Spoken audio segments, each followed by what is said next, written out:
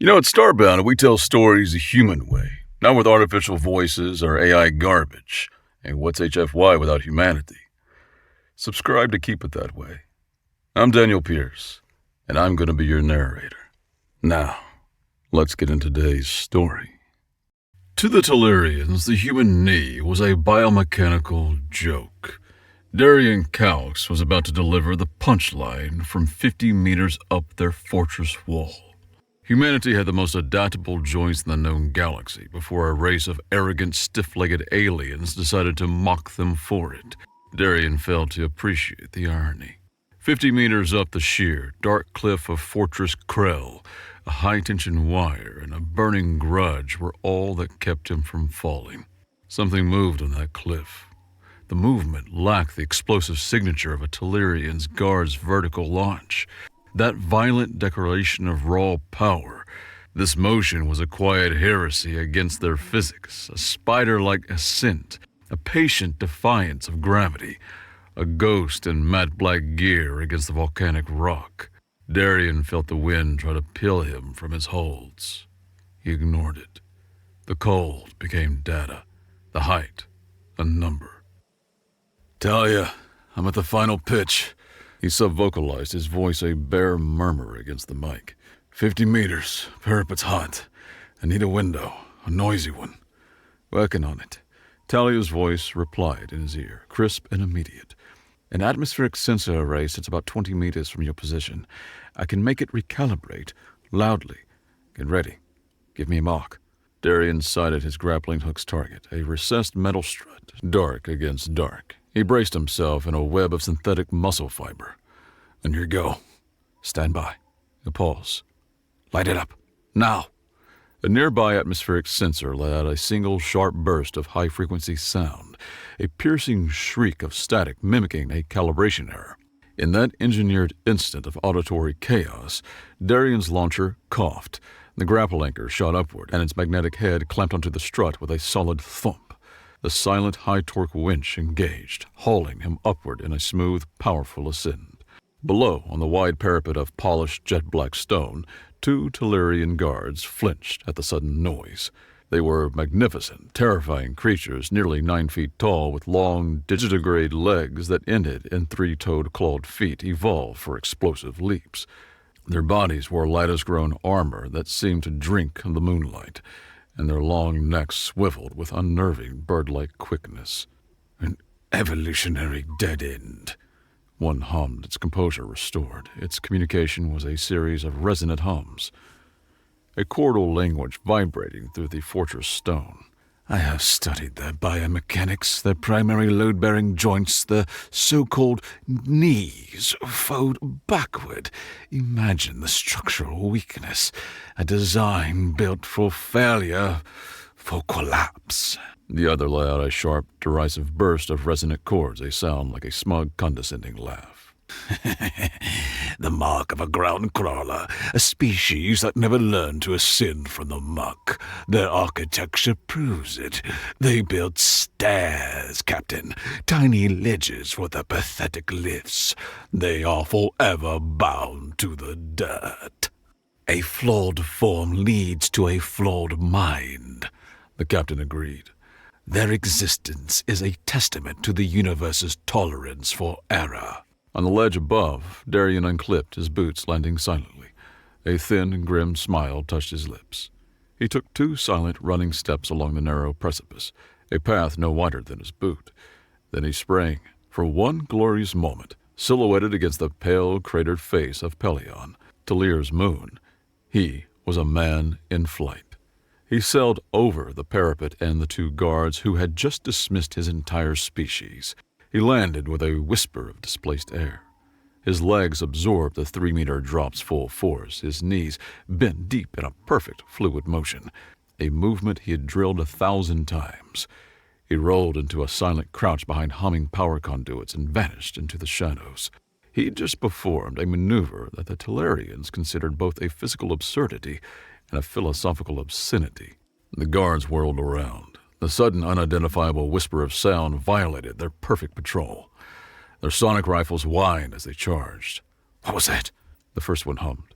its voice a sharp, questioning chord that betrayed its unease. The captain scanned the empty parapet. Its advanced sensors found only lingering air currents in the fortress's low thrum. It let out another burst of contemptuous chords. The wind, you fool. Airplane against the conduits. Settle your resonance. Nothing but flawed joints could reach this height. A physical law. Darien, already melting into the fortress's deeper shadows, proved some laws were merely suggestions. He pressed a hand to the comm unit in his ear. The world was a maze of gray metal humming power lines and the low-frequency thrum of the fortress's resonant network. He felt like he stood inside a giant alien tuning fork. "Talia, I'm in. Perimeter is loud." Talia Rockheimer's voice crackled back, a welcome sliver of sarcastic humanity in the alien monolith. "Loud is an understatement. Their local network just lit up because Captain Thump Thump filed an official atmospheric anomaly report. He cited unprecedented vertical wind shear. Congratulations. You're a localized weather event now." "Glad to be of service," he murmured, his eyes sweeping every angle, every shadow, cataloging exits and cover. "Status on internal patrols?" "Give me a second. I'm piggybacking their security feed through a maintenance drone's comm buffer. It feels like sipping from a fire hose with a crazy straw, and the water is pure weaponized arrogance." A moment of static, then her voice returned, sharp and focused. "Okay, you got 90 seconds before the commander's pet project, an elite hunter, sweeps the upper parapet. This thing is faster and meaner than the grunts you just met. You need to be gone. A service duct sits 6 meters to your left. And Darien?" "Yeah?" "Keep quiet. The sound of physics having an identity crisis is bad for my human heart." He found the duct exactly where she said, a testament to her skill navigating alien architecture from 1,000 kilometers away. The narrow horizontal slit at floor level was barely 2 feet high, covered by a simple grate, an architectural afterthought. To a Tellurian, the vent was part of the building's respiration. To a human, it was a doorway. No Tellurian, with their rigid spines and inflexible hips, could use it. The attempt would resemble a battering ram at a keyhole. Darien pried the grate loose. He slid in on his back, and the fortress air a cool metallic tang from the scrubbers, a sterile cold after the cliff's face's thin wilderness. He pulled himself into the guts of the machine. The duct opened to the fortress's underbelly, a cavernous, dimly lit space crisscrossed with massive conduits and structural supports. It smelled of charged metal, chilled steel, and a faint antiseptic scent that spoke of obsessive cleanliness. Ahead, Darien heard the rhythmic thump, thump, thump, thump of a patrol. The sound was heavy, percussive, immense weight meeting unyielding flooring with metronomic regularity. He pressed himself into a narrow alcove between 2 humming power transformers as 3 Tellurian soldiers passed, their vibrations traveling through the floor into his boots. They moved in perfect synchronized lockstep, a terrifying display of martial synchronicity. Their lattice armor caught the faint service lights. Their spines were locked straight. Their spring-loaded legs carried them forward in a powerful, gliding motion that was both eerily graceful and brutally direct. They bounded, covering 10 feet with every powerful stride, never breaking their arrangement. As they passed his hiding spot, a Tellurian in the rear, distracted by a resonant ping on its comm unit, fumbled a datapad. It slipped from its 4-fingered hand and clattered to the polished floor. The patrol stopped, all 3 in perfect unison. The machine ground to a halt. A low, frustrated hum vibrated from his chest, a sound of deep annoyance.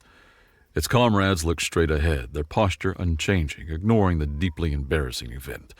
Then, with a movement of pained deliberation, the offending soldier began to bend. The action was a slow, awkward hinge at the hips. Its powerful legs kept almost straight. Its back remained a rigid plank. The motion was graceless, clumsy, and looked physically uncomfortable, a gross display of biomechanical limitation. After several agonizingly slow seconds, it hooked a single long finger under the datapad's edge and laboriously straightened, a process that took nearly 5 seconds. 5 seconds to pick up a fallen object. Darien suppressed a smirk of equal parts amusement and cold tactical calculation. You'd seen glaciers move with more agility. Their greatest strength, their powerful specialized legs built for a world of verticality, was also their most profound weakness. They were built for the leap, for the vertical assault, for the glorious charge. They were built for anything but the small, undignified act of picking something up off the floor.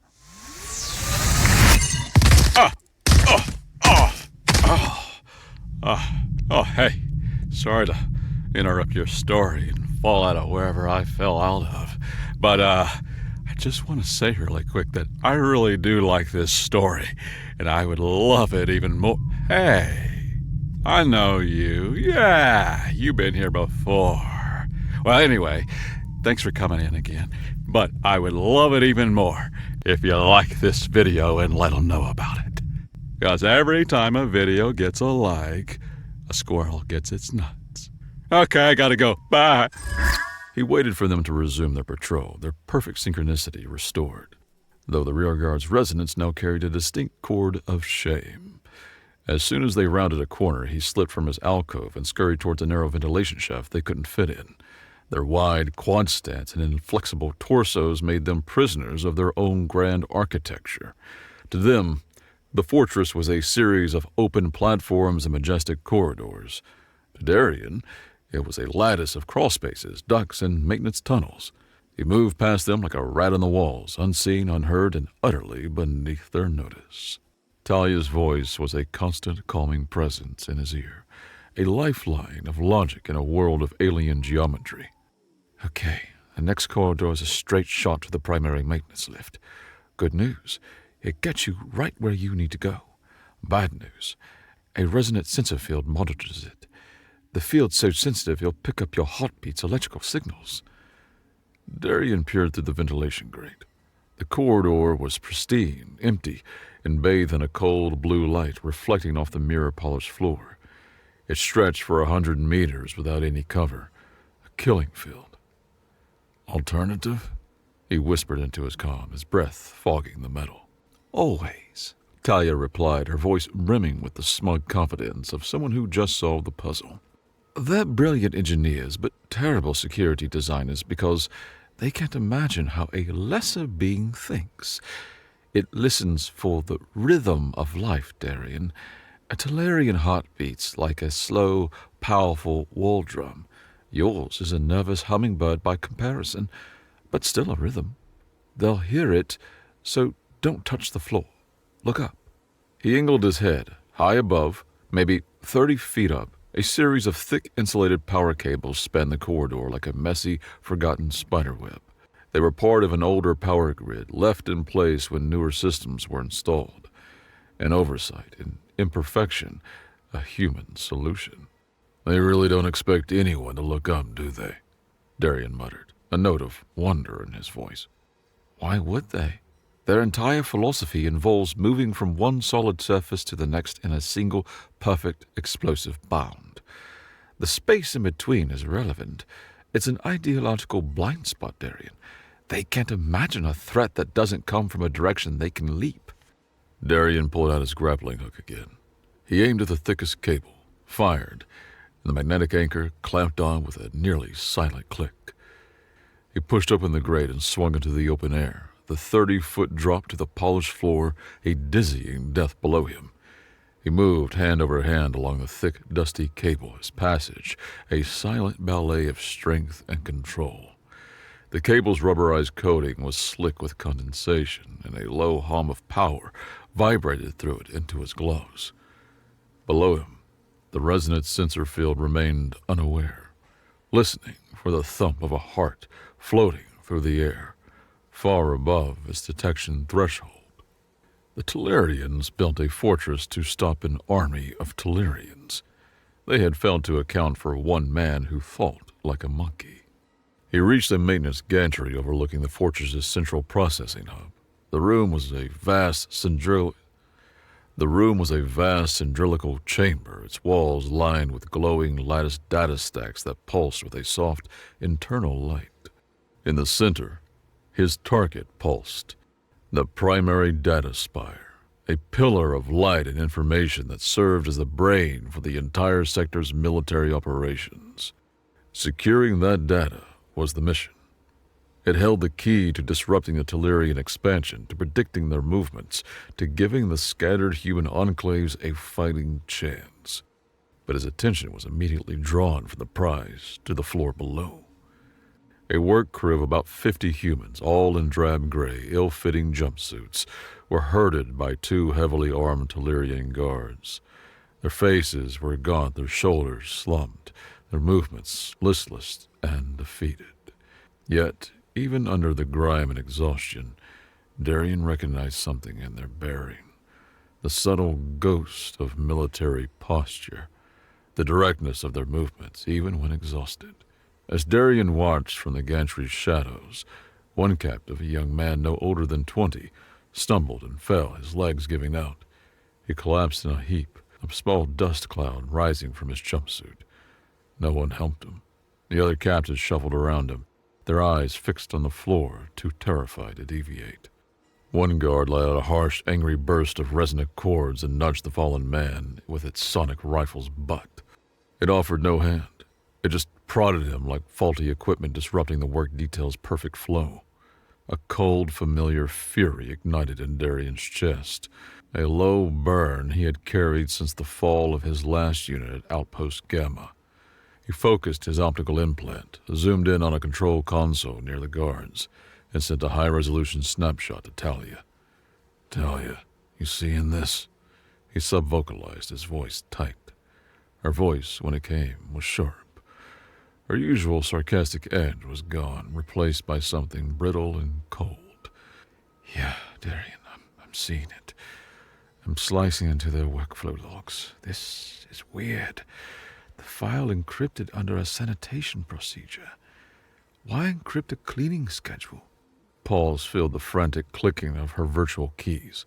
The quiet stretched, and then she spoke again, her voice a horrified whisper. "Oh, God."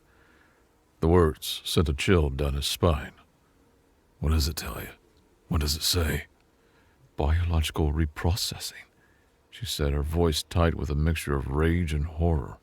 "They're scheduled to be recycled at the end of this shift in 3 hours. She paused, her intake of breath sharp. "I'm cross-referencing the prisoner designations. These are survivors from the 77th Colonial Engineering Battalion, the unit that went missing defending the orbital elevator. They're soldiers." The mission just changed. The data was important. The lives of these 50 soldiers were everything. Darian's voice was dangerously low, a coiled snake of sound that vibrated with contained violence. "Talia, change of plans. I'm getting the data and the people." This time, there was no witty comeback, no sarcastic remark about his recurring hero complex. The ticking clock had stripped away all pretense. "It can't be done, Darian," she said, her voice strained with the sheer, crushing logistics of the problem. "There are 50 of them. The lockdown procedures and the detention levels are absolute. There are too many guards, too many choke points.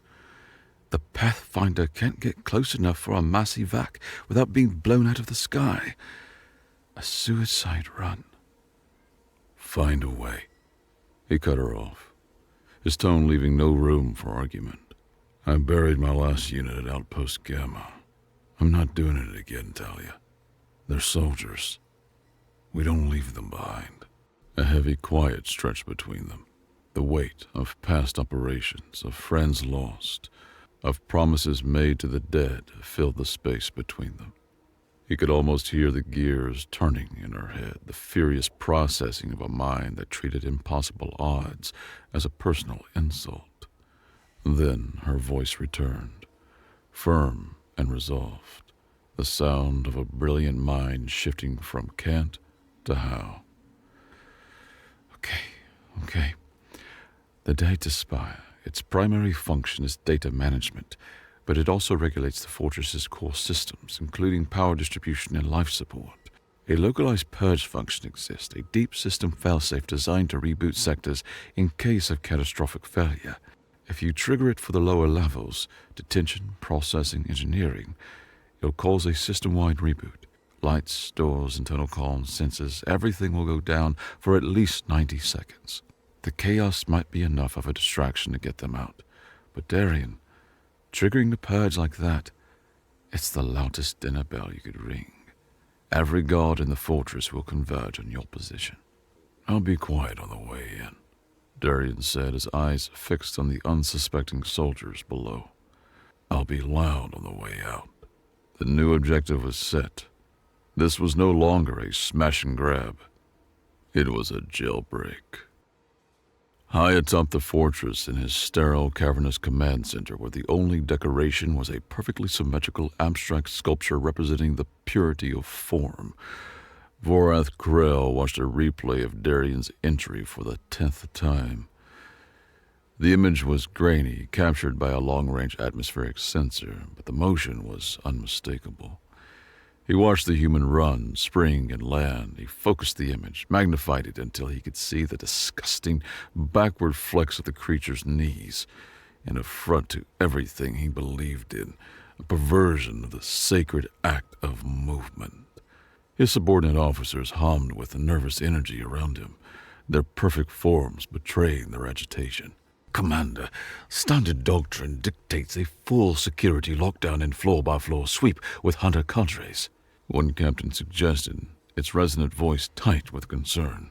The intruder is clearly skilled in avoiding all standard detection grids. Vorath silenced him with a contemptuous glare that could have cracked stone. This is an infestation. It requires extermination, something beyond doctrine. He magnified the image again, his four-fingered hand gesturing at the screen. Look at it, a creature of trickery and broken posture. It scurries instead of ascending, it hides instead of fighting. This is the weakness of flawed design made manifest. To lock down the fortress would be to admit this thing is a genuine threat, an admission of fear. We do not fear the flawed. He turned to his assembled elite hunters, a squad of the deadliest warriors in the Dominion, their lattice armor glowing with lethal purpose. Seal the perimeter. Cut off all external access points. You will not raise the general alarm. This creature is to be hunted. I want it cornered in the Grand Atrium. I want its capture to be a lesson, broadcast to every outpost, a final public testament to the folly of flawed design. We will break its crooked legs and display it as a monument to our own perfection. His arrogance was a deliberate tactical choice. He wanted a spectacle, a public lesson, more than a quiet capture in a dark corridor. He wanted to prove beyond any doubt the superiority of the Tellurian path of unbroken form.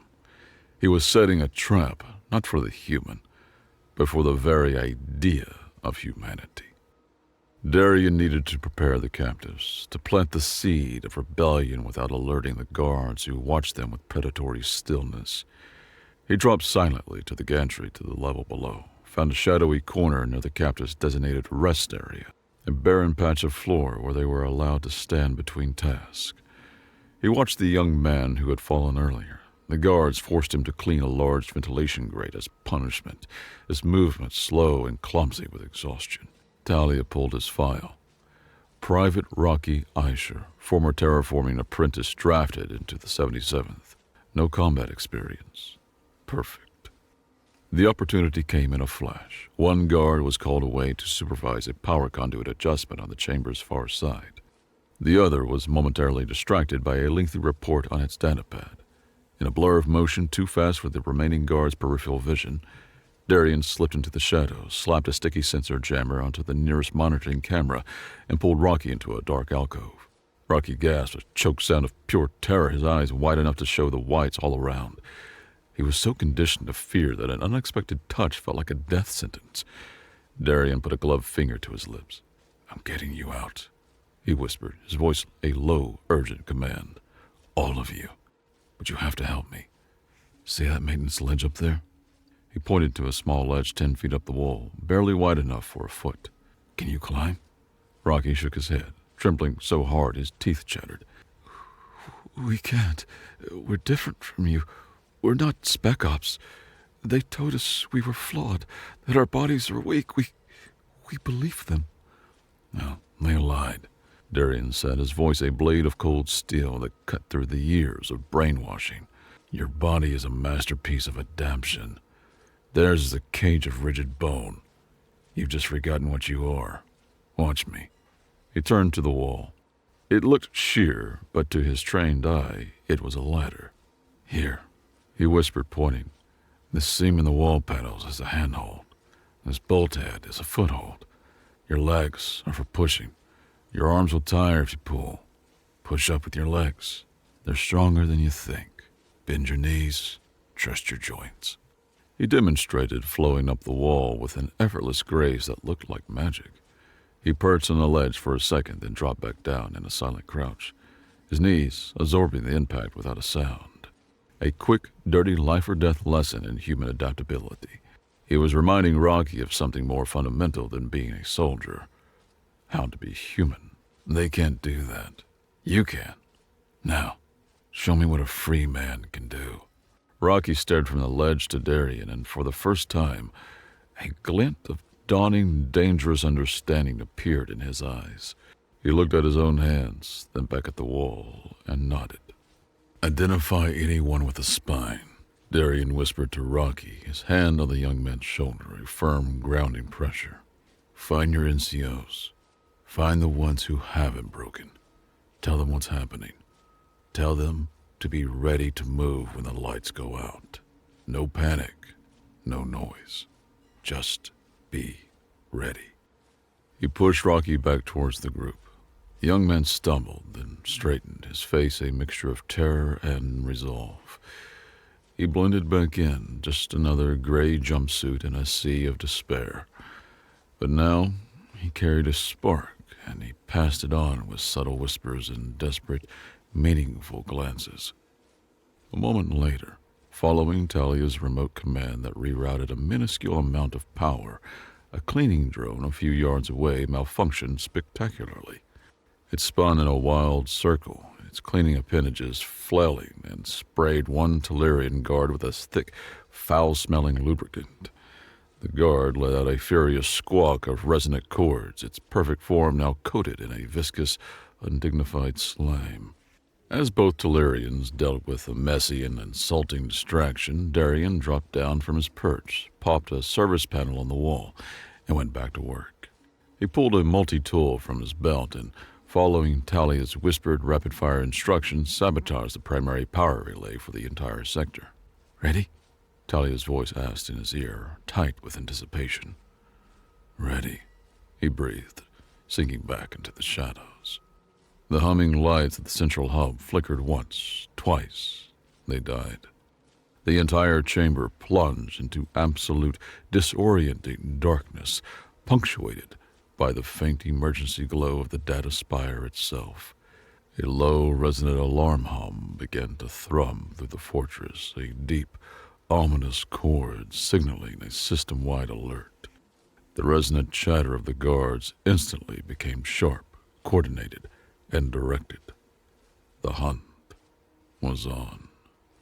Emergency lights strobed to life a few seconds later, casting long, dancing red shadows that turned the ordered fortress into a disorienting house of mirrors. The Tellurians moved with terrifying speed, their synchronized footfalls echoing from all directions, a sound like giant armored hammers striking an anvil. They boxed them in, their movements a deadly geometric ballet designed to close every escape route. Darian, they're everywhere. Talia's voice was frantic in his ear, the sound of her tapping on her console, a percussive rhythm beneath her words. The resonant network, it's like a hive mind. They're predicting your every move based on the patrol routes of your units you've already passed. They know where you're going. I need a distraction, a big one.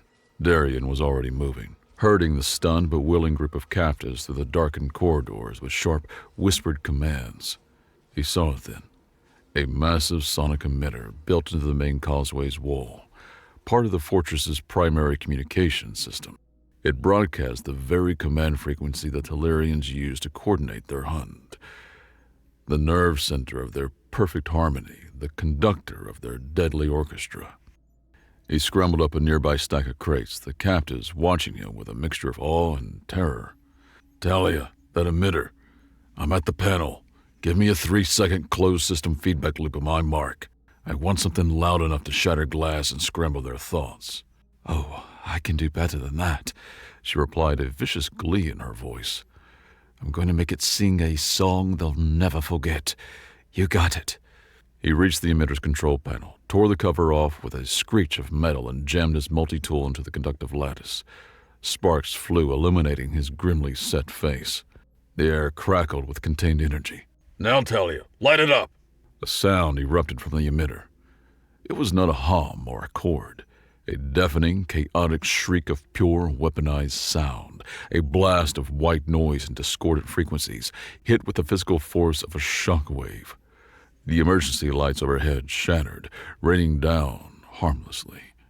The Tellurians in the corridor froze, their powerful bodies rigid as they clutched their long, elegant heads. Their lattice armor resonated painfully, and their network-linked minds, accustomed to perfect harmony, were assaulted by a tidal wave of sonic chaos. Their instantaneous communication was gone, replaced by a screaming, agonizing silence. The mental equivalent of a flashbang grenade had just gone off inside every Tellurian mind in the sector.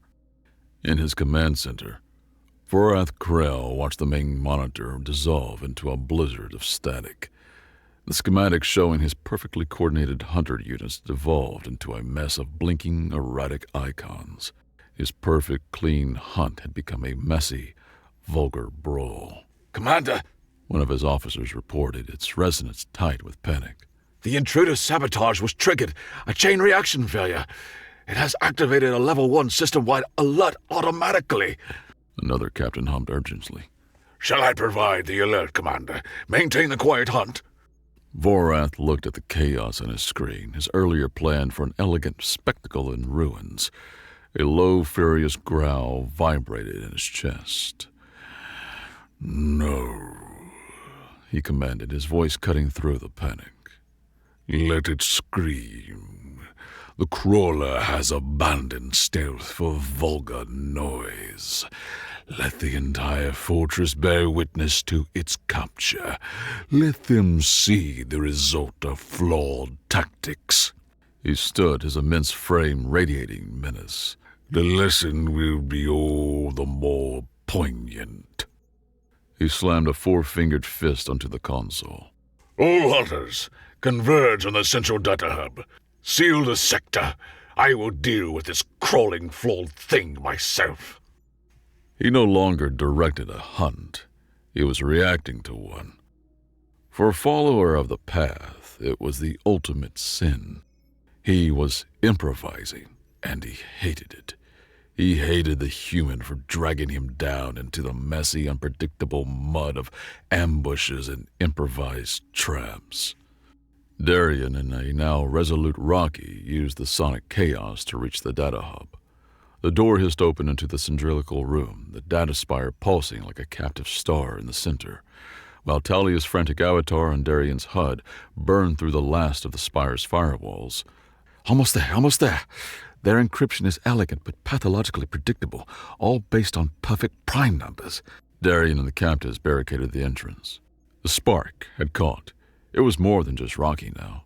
A former construction worker, a tough-as-nails sergeant named Zira, began directing orders with quiet authority, her voice a low counterpoint to the distant alarms. They built a human trap, a different challenge than a wall a Tellurian could leap over.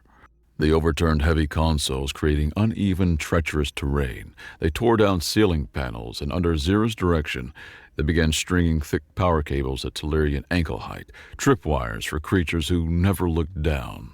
Rocky, seeing the logic, found a ruptured coolant line and, using a discarded panel as a shovel, directed a team to slick the polished floor before the doorway with a thick, viscous fluid. The room, once a monument to perfect order, was now a landscape of chaotic, unpredictable obstacles, a physical manifestation of human ingenuity. "They'll come from above," Rocky said to Darien, his voice surprisingly steady as he pointed to the gantries ringing the room. "They'll land on the gantry for a clear line of sight." He was learning. He was adapting. He was thinking like a human at war. "Good," Darien grunted, passing him a length of cable. "Then we make the gantry a bad place to be." The main door to the data hub hissed open. The emergency lights cast a bloody red glow into the chamber. But Vora's elite hunters didn't charge through. Just as Rocky predicted, they leaped. A classic Tellurian vertical assault, a maneuver of breathtaking speed and power. 2 of the 9-foot-tall warriors landed on the ceiling, their heavy claws finding purchase in the acoustic paneling. 3 more landed on the walls, clinging there like monstrous insects, their sonic rifles aimed down at the room's center. They paused for a nanosecond, a coordinated, multi-pronged attack vector ready to unleash. Then they dropped. They descended like angels of death, expecting to crush their crawling prey underfoot. But they landed on the floors slicked with coolant. Their spring-loaded, powerful legs, designed for explosive force on a solid surface, found no purchase. The perfect, elegant assault dissolved into a clumsy, sprawling, humiliating mess. One hunter's leg shot out from under it, and it crashed onto its back with a loud clang of armor, rifle flying from its grasp. Another slid directly into a cable trap, set at ankle height, its long legs tangling, sending it spinning into an overturned console with a shower of sparks. The sight of these perfect, arrogant warriors flailing about like newborn animals on ice was so absurd it was almost comical. "Got it!" Talia yelled in Darien's ear, her voice triumphant. "Full data transfer complete. The intel is secure. Get out of there, now!" Darien yanked the data chip from the console's interface port out of habit, then pocketed it. The data was already safe with Talia. He turned to Rocky. "The data's safe. Mission accomplished. Now we get you out." He pushed him toward a small service hatch hidden behind a bank of servers. "I'm the distraction. Get the others to the rendezvous point she gave you. Go!" Rocky hesitated, his eyes wide, looking from Darien to the recovering Tellurian hunters. "Sir." "That's an order, Private," Darien said, his voice hard. "Move!" Rocky gave a sharp, jerky nod, a soldier's acknowledgement. He scrambled through the hatch and disappeared into the maintenance tunnels. As he left, Darien turned back to the main room. The hunters were recovering, untangling themselves, their resonant chatter now a furious buzz of rage. He raised his silenced ballistic sidearm, a crude weapon by Tellurian standards, an insult in itself, and fired a single shot into the data spire's main console. It erupted in a shower of sparks and acrid smoke. Then he leaped through the main doorway, a clear and inviting target, drawing the full, undivided attention of the enraged hunters. He led them on a chase, away from the escaping captives, deeper into the fortress's dark heart. The chase was fast and brutal. Darien was a blur of motion, a ghost in the machine, using every trick he knew. He slid under closing blast doors that hissed shut centimeters from his heels, swung across deep service chasms on his grapple, and scurried through ventilation shafts too small for his heavily armored pursuers. He led them down, level by level, deeper into the fortress, toward a place he had marked on the schematics Talia had provided. The Grand Atrium. It was a massive, multi-leveled open space, a hollow core in the heart of the fortress, stretching up for hundreds of feet. It was filled with towering columns of polished black stone, suspended bridges that crisscrossed the deep drumps, and decorative ledges at varying heights. A vertical playground, a cathedral built to showcase and celebrate Tellurian agility and their mastery of three-dimensional space. To the hunters, it looked like their prey had made a fatal, panicked mistake. He had trapped himself in their ideal environment, a place where their vertical superiority was absolute, and there was nowhere left to hide. Darien knew better. He had just chosen his battleground. The 5 hunters entered the atrium, their rage now cold and focused. They spread out without a single resonant command, leaping onto columns and bridges, surrounding him from every conceivable angle. Their movements were a blur of coordinated power, a symphony of violence about to begin. Their sonic rifles, set to a wide dispersal pattern, fired focused blasts of force that sheared chunks from the duracrete walls, boxing him in. But Darien refused to play their game. He played his own. He used his smaller size and infinitely more flexible body to his advantage. He rolled under a leaping strike from the first hunter, causing the massive Tellurian to crash headlong into a decorative pillar. The warrior was stunned for a precious second, shaking its head to clear it. Darien fired his grappling hook at a high bridge, swinging out over the open atrium, breaking the lines of sight and forcing them to recalculate their attack vectors in a chaotic, unpredictable environment. The second hunter leaped at him from the parallel bridge, a black silhouette against the distant lights. In midair, Darien fired his grapple again, this time at the hunter's legs. The magnetic anchor clamped on with a solid chunk. Darien swung from his body like a pendulum, using his own weight and momentum to pull the Tellurian off course just as a third hunter leaped from the opposite direction. The second hunter let out a squawk of surprise and fury as it collided in midair with its comrade. The two perfect warriors, their perfect synchronization, now a fatal flaw, crashed into each other and tumbled to the floor far below in a tangled heap of limbs and bruised pride. 2 remained on the ground floor. They had learned from their comrades' mistakes. They decided to corner him. They charged side by side, their powerful legs eating up the distance between them. Darien ran, not away, but towards a massive fallen pillar, a piece of decorative collateral damage from an earlier sonic blast. He slid on his knees under the huge stone cylinder just as the Tellurians leaped over it in perfect unison. While they were airborne, momentarily unable to change direction, he popped up on the other side, drew his sidearm, and fired 2 well-aimed shots. He aimed at the unarmored hydraulic actuators in the back of their knees. Both hunters landed awkwardly, their legs buckling with a screech of protesting metal, and crashed to the floor, disabled and furious. He had used the environment, his tools, and his own body in a symphony of improvised violence. In less than a minute, he had incapacitated 5 of the Dominion's most elite warriors without taking a single hit. He stood, breathing heavily, the vast atrium's silence broken only by the angry, frustrated hums of the fallen. Only Vorath Krell remained. He stood on a high platform, having watched the utter desecration of his elite guard with a cold, simmering fury that seemed to vibrate the very air around him. The spectacle he wanted had turned into a masterclass in humiliation. You have defiled this sacred space with your crawling, your cowardice, your flawed and broken movements. He roared, his voice amplified by the atrium's acoustics into a sound of pure thunder. He drew no weapon. He was the weapon. He leaped. A 50-meter drop, a suicidal plunge for any other species. The air shrieked past him. He descended like a living meteor. He landed in a controlled, powerful stance that cracked the polished floor, sending spiderwebs of fractures across the surface. The sound was like a cannon shot, a declaration of war. You fight with your tricks and shadows, ground crawler. Vorath boomed, straightening to his full, terrifying height. His voice was a low, resonant weapon in itself. Your form is an insult to the very concept of strength. My form is whatever it needs to be. Darien called back, his voice steady despite the adrenaline hammering at his ribs. Yours is a prison. Let us see. Vorath snarled. If your flawed knees can withstand true, unbroken power. The duel began, a battle of ideologues expressed through motion.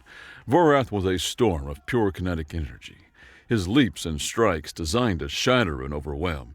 His every move was a calculated explosion of force, each blow powerful enough to dent a bulkhead.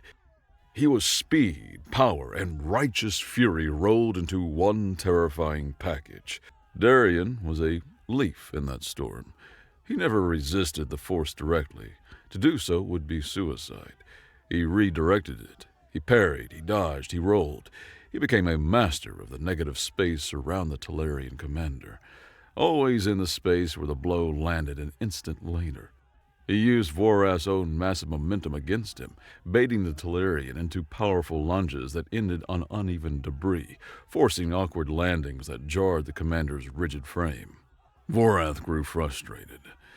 The crawling thing refused to stand and fight. It refused to break. His movements became more powerful but less controlled. The perfect, elegant form began to fray, replaced by raw, brute rage. In a final, desperate leap, he launched himself across the entire atrium, aiming to pin Darien against a wall and simply crush the life out of him. A move of absolute power, a final declaration of his superiority, a physical scream of frustration. Darien saw it coming. He planted his feet, widened his stance, and bent his knees deep, coiling his body like a spring, sinking so low his knuckles almost brushed the fractured floor. At the last possible second, as the 9-foot-tall alien warlord descended upon him like a vengeful god, Darien dropped into a slide. He went right under Vorath's soaring body, his back scraping the floor.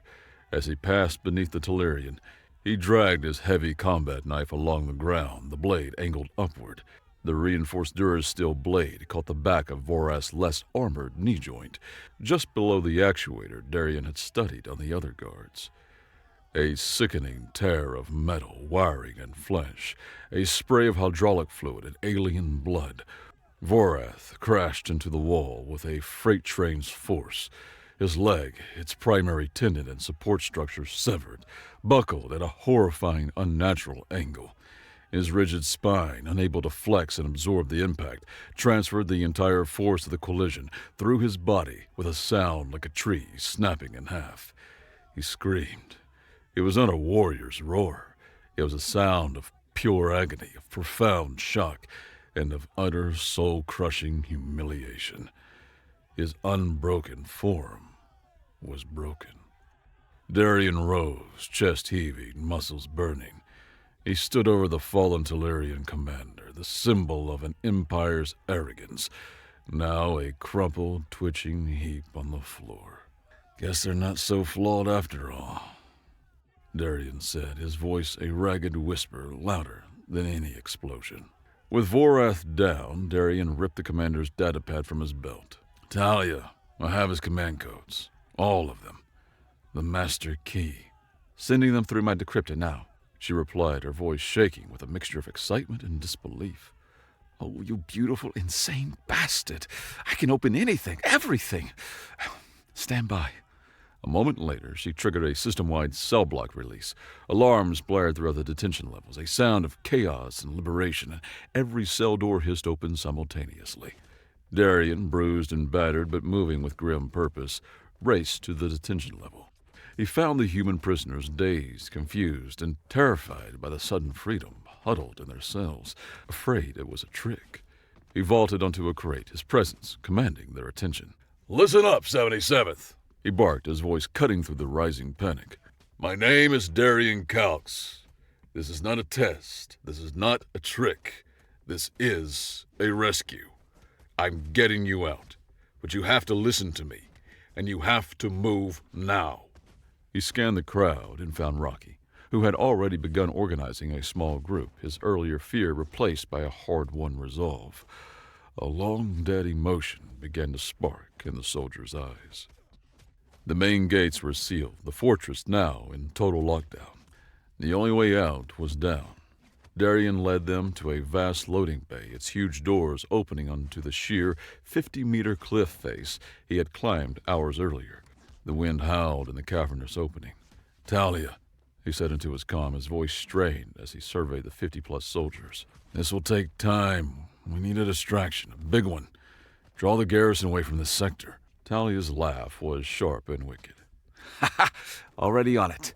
I have Vorath's command codes, remember? Let's see. How about we vent the atmospheric reserves from the East Wing barracks? Or maybe trigger a reactor coolant leak alert in the primary armory? Ooh, let's do both. Distant new alarms began to wail from the fortress's other side. I should keep them busy. Now get your people out of there. Darian turned back to the group. All right, listen up. Zira, I need knots and anchors. The tough-as-nails sergeant stepped forward, her eyes scanning the bay with a professional's gaze. On it, sir. She began pointing, her voice ringing with newfound authority. You two, grab those power conduits. They'll hold. We'll braid them. Rocky, get a team on those fire suppression hoses. They're reinforced fiber weave. We need every meter. It was chaotic, terrifying, but beautifully human. They improvised, they cooperated, they adapted. Zira directed the rigging with an expert's eye, showing soldiers how to tie harnesses from their jumpsuits. Rocky, his fear gone, calmly coached a younger private who had frozen at the edge, talking him through the process. They worked as a chaotic but effective unit, a symphony of desperation and ingenuity. Soon, a stream of human beings rappelled down the sheer cliff face as a single, determined unit, a living waterfall of defiance. A Tellurian would never conceive of such an escape. It was too messy, too undignified, too reliant on the flawed, flexible grip of their hands and the strength of their bent knees. A handful of Tellurian guards, the local security detail not pulled away by Talia's diversion, finally emerged at the cliff's base. They were trained for coordinated assaults, for single combat against predictable foes. They expected 50 cowering prey, easy to round up and execute. Instead, they faced 50 soldiers who had just tasted freedom for the first time in years and refused to give it up. Fire! The Tellurian officer commanded. The guards raised their sonic rifles. The rifles were designed for single-target elimination, for perfect, clean kills. They tried to acquire targets, but the humans were a chaotic, swarming mass. They ducked, weaved, and threw rocks and chunks of debris. Before a guard could lock onto a target, their line of sight was obscured by two other people. Their perfect, single-minded tactical doctrine completely failed against the unpredictable fluid dynamics of a mob. The humans swarmed them. They used sheer numbers and desperate courage to get inside the rifle's effective range. The fight became a brutal, close-quarters brawl where Tellurian height and rigidity became a disadvantage. The rifles were too long, their movements too deliberate. They were overwhelmed by the sheer, unpredictable messiness of humanity unleashed. As the first rays of dawn broke over the horizon, painting the sky in hues of orange and purple, a battered-looking human dropship, the Pathfinder, decloaked at the rendezvous point a kilometer from the fortress. Its power-hungry stealth field died as it touched down on the rocky terrain. The main ramp lowered. Talia stood there, a data slate clutched in her hand and a rare, genuine tear-streaked smile on her face. She watched the ragged group of survivors approach, then her eyes found Darian limping but upright at the head of the column. "Look at you," she said, her voice a mix of relief and her usual sarcasm. "One simple data retrieval. I send you out for groceries and you come back with a small army and half the fortress on your boots." He limped up the ramp, a faint smile touching his own lips. They were having a sale. On board the ship, the air thick with the smell of sweat, charged air, and freedom, Darian watched the liberated soldiers tend to each other's wounds. They were no longer a broken work crew. They were the 77th Engineering Battalion again, forged anew in the fire of defiance. Talia handed him a data slate, the screen filled with charts, troop movements, and supply lines. Vora's personal data pad was a treasure trove, she said, her voice low and awestruck. Their entire expansion plan for this sector, every weak point, every logistical vulnerability, every hidden outpost, everything. He was so arrogant he kept it all in one place. Darian, with this, we can actually win. He took the slate. Its weight felt heavier than just data. It was a future, a chance, a weapon forged from hubris. Back at the main enclave, a sprawling network of repurposed caves deep within a mountain range, the return of the Pathfinder with 53 freed soldiers was a monumental event. The spark would reignite a fire, a legend in the making. Darian leaned against a cold metal bulkhead, letting a medic patch a deep gash on his arm. He watched the tearful reunions, the disbelief giving way to joyous celebration. Rocky was there, embracing a woman from his unit he thought he'd never see again.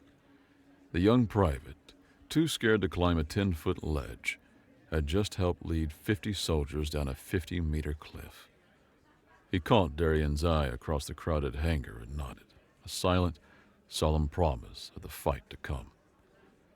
Talia came and stood beside Darian, her sarcastic armor back in place, though her eyes were still bright. You know what they're calling you already. The story is shooting through the Enclave. I don't want to know. Darian grunted as the medic applied a final bandage. Too bad, she said with a grin. They're calling you the Knee Breaker. He grunted again, but this time a real, genuine smile finally touched his lips. He looked out at the faces of the soldiers he had freed, at the new conviction he had brought back from the heart of the enemy's fortress, a conviction that was now spreading, infectious and powerful. "Tell them to aim higher," he said. The message was clear. This was not an ending. This was the beginning.